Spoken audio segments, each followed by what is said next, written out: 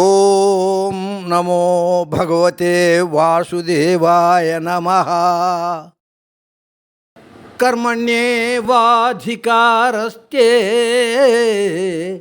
మా ఫలేషు కదాచన మా కర్మఫలహేతుర్భూః మా తే సంకోస్త్వకర్మణి.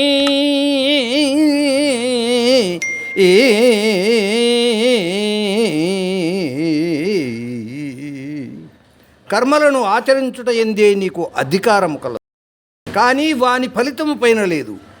నీవు కర్మఫలమునకు కారణము కారాదు, అట్లని కర్మలను చేయుట మానరాదు.